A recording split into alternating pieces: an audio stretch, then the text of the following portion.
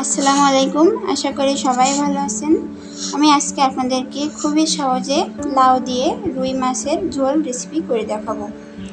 লাউ দিয়ে রুই মাছের ঝোল কিন্তু সবাই অনেক পছন্দ করে থাকে। গরমের দিনে লাউ তরকারিটা শরীরের জন্য কিন্তু অনেক উপকারী। আপনারা একদিন বাসায় এভাবে রান্না করে খেয়ে দেখবেন। আসলে লাউ রান্নাটা খুবই মজা হয়েছিল। আশা করি রেসিপিটি আপনাদের কাছেও ভালো লাগবে। তাহলে চলুন মূল রেসিপিতে। প্রথমে আমি এখানে একটি মিডিয়াম সাইজের লাউ নিয়েছি। লাউটা দেখতে পাচ্ছেন খুবই কচি একটি লাউ নিয়েছি। প্রথমে লাউয়ের খোসাটা একটু ছাড়িয়ে নিচ্ছি।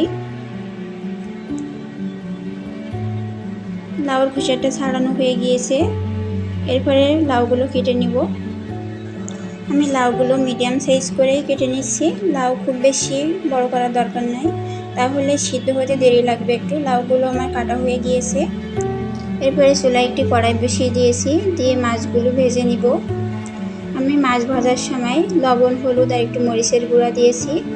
মাছগুলো খুব ভালোভাবে ভাজা হয়ে গিয়েছে, উঠিয়ে নিচ্ছি। এরপরে পরিমাণ মতো তেল দিয়ে দিচ্ছি কিছুটা পেঁয়াজ কুচি। পেঁয়াজগুলো আমি খুব বেশি ভাজবো না, হালকা লাল করে ভেজে নিব। পেঁয়াজগুলো আমার খুব ভালোভাবে ভাজা হয়ে গিয়েছে। এরপরে দিয়ে দিচ্ছি 2 টেবিল চামচ রসুন বাটা, 2 টেবিল চামচ কাঁচামরিচ বাটা, দিয়ে দিচ্ছি স্বাদ মতো লবণ,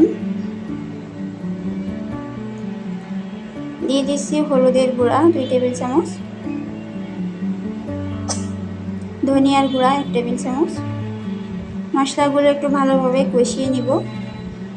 আমি জিরাটা এখন দিচ্ছি না, জিরাটা একটু পরে দিব। মশলা কষানোর সময় একটু পানি দিয়ে দিচ্ছি, যাতে মশলাটা খুব ভালোভাবে কষিয়ে নেওয়া যায়। মশলাটা খুব ভালোভাবে কষিয়ে নিচ্ছি। মশলাটা আমার কষানো হয়ে গিয়েছে। এরপরে দিয়ে দিচ্ছি লাউগুলো। লাউয়ের সঙ্গে আমি কিছু আলুও দিয়েছি, তাহলে খেতে আরও বেশি ভালো লাগবে।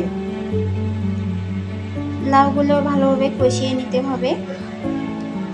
একটু পানি দিয়ে দিচ্ছি, ঢাকনা দিয়ে 10 মিনিটের জন্য কষিয়ে নিব। লাউ কষানোর সময় সিদ্ধ হয়ে গেলে তারপরে পানি দিতে হবে, না আগের থেকে পানি দিলে লাউ খেতে ভালো লাগে না তেমন। আমার লাউটা খুব ভালোভাবে কষিয়ে নেওয়া হয়ে গিয়েছে। ঝোল দিয়ে দিচ্ছি। ঝোলটা আপনাদের পছন্দ মতোই দিন, যে যেমন তরকারিতে ঝোল খেতে পছন্দ করেন। তরকারিতে কিন্তু বলক উঠে গিয়েছে। এরপরে আমি ভেজে রাখা মাছগুলো দিয়ে দিচ্ছি 1 টেবিল চামচ জিরা বাটা, দিয়ে দিচ্ছি কিছুটা কাঁচামরিচ ফালি। দেখুন ঝোলটা কিন্তু কমে আসছে অনেক, আর কিছুক্ষণ জাল করলে হয়ে যাবে। লাউ রান্নাটা আমার হয়ে গিয়েছে, চুলাটা অফ করে দিচ্ছি। আমার রেসিপিটি ফলো করে এভাবে একদিন বাসায় রান্না করে খেয়ে দেখবেন।